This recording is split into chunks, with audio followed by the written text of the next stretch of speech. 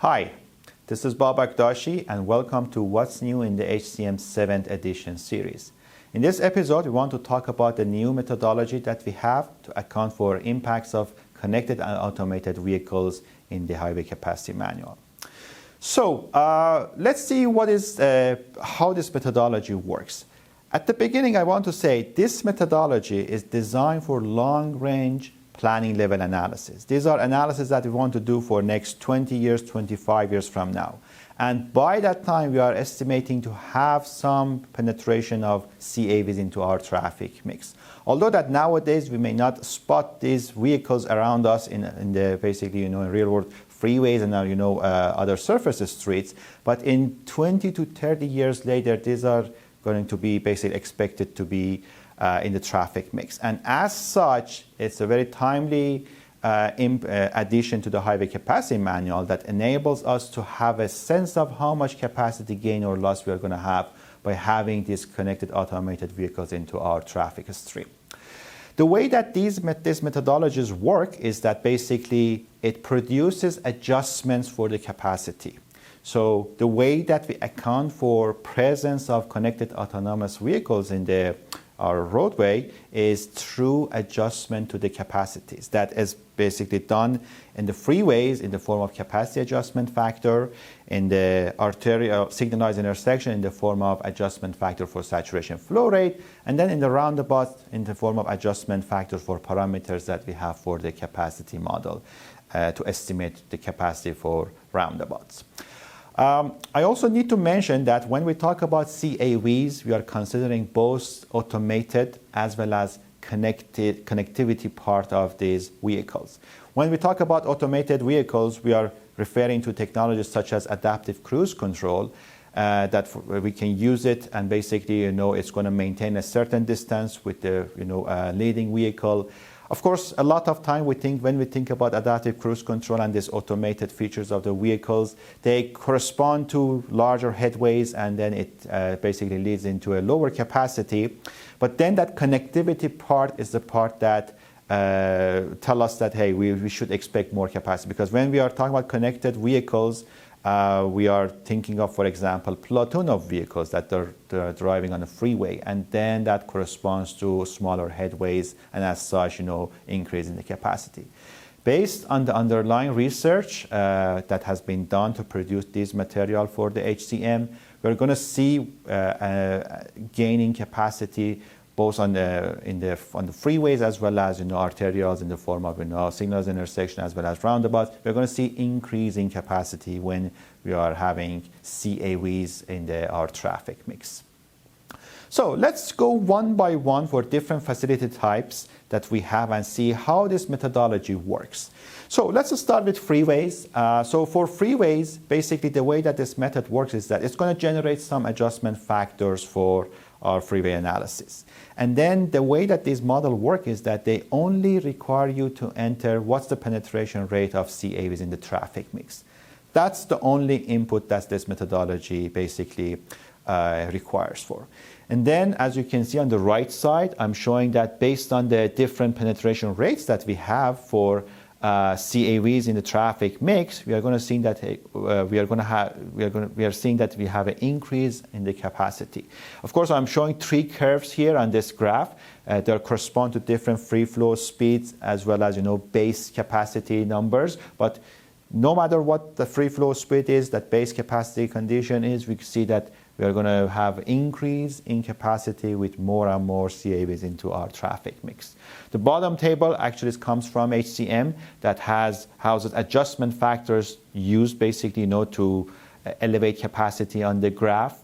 And there are a couple points that I want to mention, and that is the fact that these methods, as I said, these are for long-range planning level analysis, and they don't account for oversaturated condition as well as managed lanes, and then truck platooning, basically, it's not considered in these models. So next, I want to show a couple printed screens from software implementation in the HCM. That top part shows that now when you use HCS in order to perform capacity analysis based on the HCM, there's a new entry. It's called proportion of CAVs. That that's where you need to enter, what that proportion of CAV is going to be in your analysis. Of course, if you choose to have this as 0, that basically corresponds to no CAVs, and just the base methodology of freeway facilities can be invoked for your analysis. But if that's for future, you estimate you're going to have some CAVs in your traffic mix, that's where you need to go and enter it. Another big addition in the newly released HCS is that now we have service volume tables for CAVs. Depending on different penetration rates of CAVs into our traffic mix, we're going to have all those suggested capacity numbers in the form of service flow rate, service volumes, etc. In one table, one lookup table, easily accessible through the software. So now let's talk about signalized intersection. Signalized intersection is the second facility type that a CAV methodology for HCM7 basically has new method for that. And as you can see, similar to freeways, it only requires that percent penetration rate that we are anticipating to have into our traffic mix. That's the only input needed for signalized intersections as well. On the graph, I'm showing an example that shows how saturation flow rate basically changes with the increase of CAVs into our traffic mix. Of course, we see that we are seeing gaining capacity in the form of increase in the base saturation flow rate. The bottom table comes from HCM that shows what that base saturation flow rate is going to be for different penetration rates of CAVs.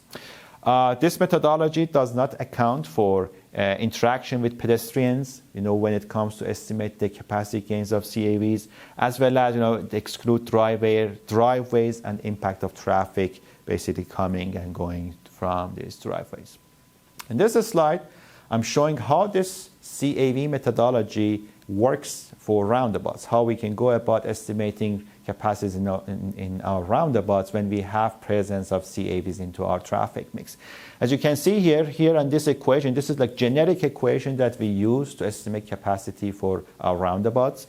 And of course, it's a function of a lot of parameters that we have them for base condition when we have no CAVs around.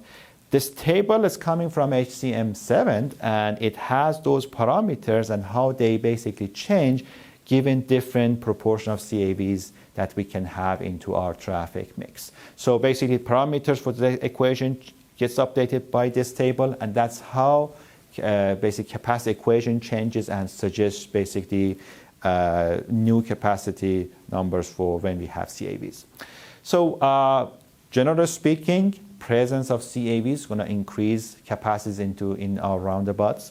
And as you can see here, I'm showing 4 different categories of roundabouts that HCM basically, has methods to analyze them depending on either 1 or 2 lane entry or circulating lanes that we have in our roundabouts. And in 4 cases, as you can see, these black lines, they show base case with 0% CAVs into our traffic mix, and orange one shows with 100%. They all show increase in our capacities depending on how much conflicting flow rate do we have in our roundabouts. So overall, just to conclude, no matter if you are dealing with freeways, signalized intersection, roundabouts, per HCM, we are going to see capacity increase in the when we have CAVs around.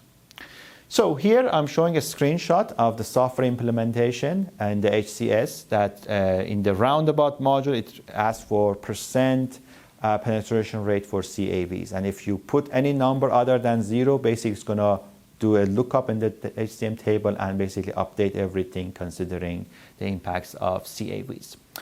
I have 2 examples, case studies that I want to go over so that we see how these methods can work in practice and in how we can apply these methods in the real world practice.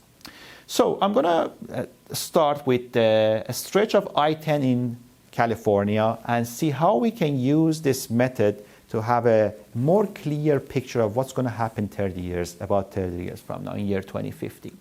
So basically what we want to do is that we want to see what's going to be the operational condition of this freeway in year 2050. And then based on that, we try to, if we are having capacity problems, see how we can go about, performing different mitigations or adding capacity, etc., to basically mitigate that.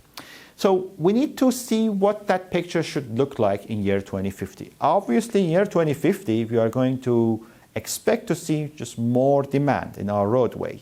And based on the research that I'm showing here, we're estimating to have 35% more demand in year 2050. So compared to base condition, let's say year 2022, that we, for example, we are creating this analysis for, we are expecting to have 35% more demand. On the other hand, if you remember, the CAV methodologies, they require percent penetration rate of CAVs into traffic mix. And we should have, it's a single number, but it's also a little bit challenging to get that. So we need to do our due diligence and find that estimate of like what fraction of traffic mix is going to be CAVs in year 2050. I did some search based on a paper by Littman in year 2017. It suggests that we are going to have about 50% CAVs in the future, year 2050. Of course, the purpose of this example is to show you how you can implement this method. It's not really, what fraction of, CAVs we are going to see in 2050. So with those two inputs, we go ahead and basically we construct our base case analysis. As you can see here, this is the westbound I-10 in California. We have 15 segments, and here it shows that you have done segmentation, we have done HCM analysis, and here on this heat map, I'm showing the level of service as just one of the performance measures that HCM methodologies can provide. This could be, of course, anything else, such as, density, such as a speed, etc. And just by looking into level of services, we see a bunch of B, C, Ds. They're okay. We are not seeing congestion there. So, and of course, this acts as our base case, analysis. Then we go ahead and increase our capacity, our demand for 35%. That's the amount of demand that we are estimating to see in year 2050. Obviously, if we keep the geometry same, if we add more demand, we expect to see, performance measures are going to be deteriorated. And as you can see here, we are seeing a lot of level of service Fs that they correspond, with capacity deficiency, and, it results in queuing and congestion. So that's the image of year 2050 just by adding demand. So with no consideration of CAVs. Now, if I add CAVs, my 50% CAVs, I expect to have more capacities. And then that's going to basically change the picture. We are not going to see level of service Fs. We see yes, like performance measures deteriorate, but they go as low as level of service E.